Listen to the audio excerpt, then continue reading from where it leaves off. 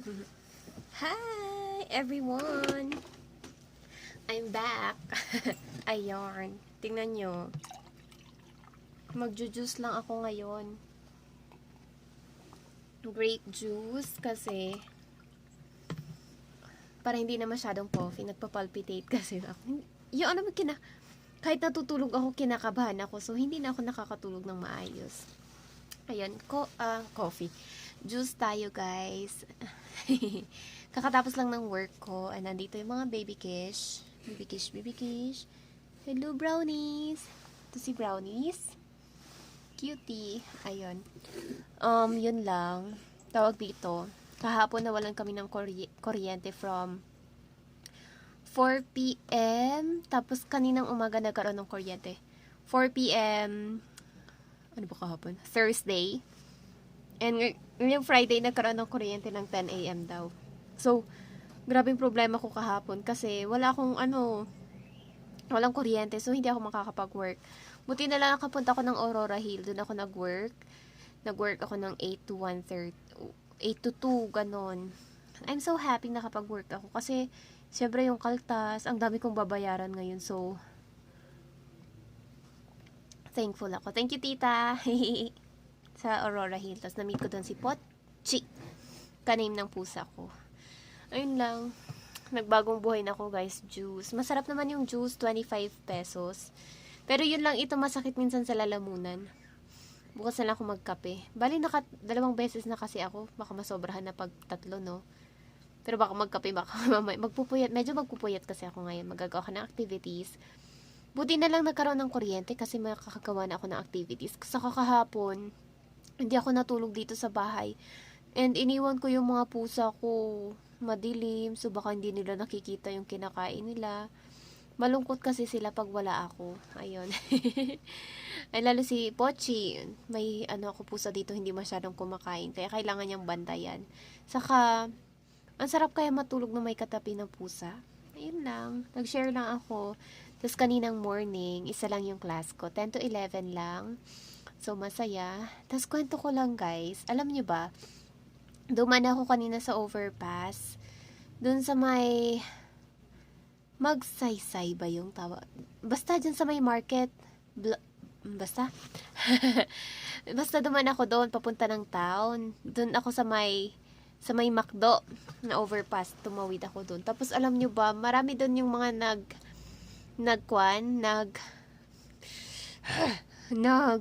namamalimos. Yung babae na, yung may bangs, tapos minsan naglalaway siya, tapos humihingi siya. Tapos meron din yung parang kumakanta doon, tapos hindi sila nakakakita, kumakanta sila, tapos may music. Tapos may nakita ko doon isang foreigner, hindi ko alam kung Indian national siya or what. Basta ang tangos ng ilong niya, tapos ayun, kayumanggi ba yung color niya? Basta foreigner siya, sobrang tangos ng ilong. Parang Indian, pero hindi ako sure. Videohan ko sana, pero nahiya ako. Kasi alam nyo yung ginagawa niya. May binili siyang pandesal, isang pack ng pandesal. Tapos lahat sila binibigyan niya ng tigi-isang pandesal. Diba? Super generous niya. Ayun lang, nakaka-amaze lang. Kasi minsan tayo, hindi na tayo nagbibigay sa mga humihingi kasi iniisip natin, ay, yan na lang laging ginagawa nila, humihingi-hingi sila, hindi na sila mag-work. Pero yung yung parang instead na magganon-ganon ka, why not help na lang, 'di ba? Wala namang masama kung tutulong ka, 'di ba? Kasi need naman talaga, kasi nakakagutom nga naman, 'di ba? Ako din minsan nagugutom ako. Kaya pag may extra, actually yung kapatid ko si Ambet, yun ang isa sa mga pinakamababait sa mga ganyan. Yung nagbebenta ng Yakult na 2 matanda dito sa Honeymoon Road, pag nakita niya yung talagang binibilhan niya. Tapos dati nagtitinda sila, nagluluto. Pag may nakita siyang namamalimos, binibigyan niya. Di bang bait? Ako, medyo lang minsan. Kasi minsan wala din ako. Kaya imbis na makabili ako ng Yakult or makapagbigay, wala akong maibigay kasi wala. Pero pag may extra yun, siguro magbibigay ako. Magiging mabait. Tapos yun lang, na-share ko lang. Tapos, yun pala yung kuryente, bumalik na. Alam nyo ba yung taga Beneco, yung mga linemen, hanggang umaga sila nag-work. nag-close nga yung sa Trancoville yung daanan kasi talagang hanggang umaga silang nag-work, 'di ba? Ang galing. Super bilis din. Unlike sa ibang lugar, 'di ba, makikita mo almost 1 month, ilang days bago ayusin. Kaya sana yung mga iba, hindi sila yung mag-angry kapag nawalan ng kuryente kasi hindi naman nila sinasadya na nawalan ng kuryente, inaayos nga nila kasi natumba yung malaking puno, 'di ba? Hindi yung walang kuryente dapat magkaroon na agad-agad. Hindi naman siguro, hindi dapat tayo ganon. We should understand. Kasi nga 'di ba iniisip ko, Piman, paano 'yun? Hindi nila nakikita, sobrang dilim. Paano kung may makuryente? 'Yun yung inaalala ko. Kaya sana wag tayo magreklamo, 'di ba? Minsan talaga magagalit tayo kasi maapektuhan yung work natin. Katulad ko kahapon, kung hindi ako nakapunta ng Aurora Hill, hindi malaki, almost 800. Sayang din yun, di ba? 800 siguro yung sa sahod ko kahapon. Plus, 450 sa perfect attendance. Pag may isang absent ka, wala ka ng perfect attendance na incentive. So, parang 1,000 plus. Kailangan na kailangan ko ngayon ng pera kasi maraming babayarin. So, ayun lang. Nakwento ko lang. Tapos, inom tayo ng juice, guys. Be thankful na lang tayo for everything. Saka, thank you so much po, Beneko. Super, Saka, ingat po kayo palagi. Kapag sana walang kasi alam nyo ba, sobrang ko pag ganyan yung may na-aksidente dahil sa ganyan. 'Di ba? Mayroon ako nakita noon kasi na lineman siya, na kuryente siya dun sa taas, dun na siya. Kawawa naman. Kaya sana safe pa rin sila. Safe sila lagi. Syempre may family pa rin sila, 'di ba? Ayun lang, ingat din kayo, guys. Saka next week na ba? Lab exam next week, and then next week is exam na. Hala. And by the way, guys, next week ang daming holiday sa Korea. So ibig sabihin, wala akong pera. No work, no pay kasi tayo. 28, 29, Chuseok nila, or Thanksgiving Day. Ayun, hindi ko sure. Ayun, 28, 29, wala kaming pasok. 30, 30, naman talaga, 30, 31, wala talaga kasi siya, Saturday, Sunday. 1, 2, Lunes, Martes, wala na namang pasok. Ang pasok lang is 3, which is Wednesday. And then, yun, Monday na naman ng 9, September 9, wala na namang pasok. So, marami yung maibabawas sa akin. 'Di ba? Yun, alam nyo ba, yun yung greatest fear ko. Yung dahil nag-work nga ako, independent na ako ngayon. Iniisip ko, paano kung mawalan ako ng work?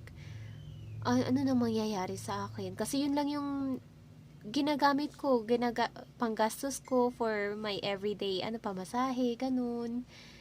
Saan naman ako kukuha pag nawalan ako ng work? Ang hirap mag-apply ngayon. Hindi naman ako siguro mawawalan ng work, pero mamaya baka mag-close yung company, diba? Tapos yung 6 years pa naman yung VetMed. So sana magstay pa rin yung work ko, andyan pa rin. Kung halimbawa mawawala man, sana may pumalit. 2 companies naman yung pinag-workan ko ngayon, pero kailangan na kailangan ko sila. Naranasan ko na kasi yung mawalan ng company. Nag-close yung dati naming company. Pero sobrang favorite na company ko yun, Itok. Doon talaga ako sumasahod ng almost 30k monthly. Pero yung work namin doon, 7 to 11, hindi, 7 to 9, ganun. Basta, 7, 3 to 7? Ano ba 3 to 9? Basta 7 hours per day. Mag-start kami ng 3 ba yun? Nakalimutan ko na. Basta mag-start kami ng 3 p.m. Tapos 7 hours yun per day. Tapos, in 1 week, 7 days. Ayun. Pero ang laki ng sahod doon. Maraming incentives. Tapos doon ko natutunan maging punctual ngay. Doon ko natutunan maging sa time. Kasi pag may ka, wala kang absent, more incentives. Diba? Diba? Ayun lang, sana magstay pa rin yung company. Kaya nga, minsan nakikita nyo, post ako ng post sa Facebook kasi nagbabaka sakali ako. Lahat na lang ng racket-racket, nagbabaka sakali ako na mag-earn ako sa Facebook, sa TikTok, sa Instagram, sa YouTube, kahit... Pero hindi quality yung pinupost ko, diba? Kasi natamad ako mag-edit. Pero parang raw lang yung pinopost ko. Kasi sabi daw kikita ka sa Facebook, sa pero sa totoo lang, wala pa akong kinikita. Kasi alam mo naman si Meta, pabawas ng pabawas. Sense na nga lang, every ano pa nababawasan. Lalo na yung views. Nag 19k na yata yung views ko. Kailangan natin 60k, di ba? Para sa stream ads. Nag 19k na yung ads, yung views ko. Ngayon, 12k na lang. Ang bilis niya magbawas. Pero pag magdagdag, katiting lang. Ayun lang guys. Na-share ko lang. Tapos inom na tayo. Kayo din na inom na kayo. I love you guys. Ingat kayo lagi. Stay safe, stay kind, stay positive. Ayun, bye-bye.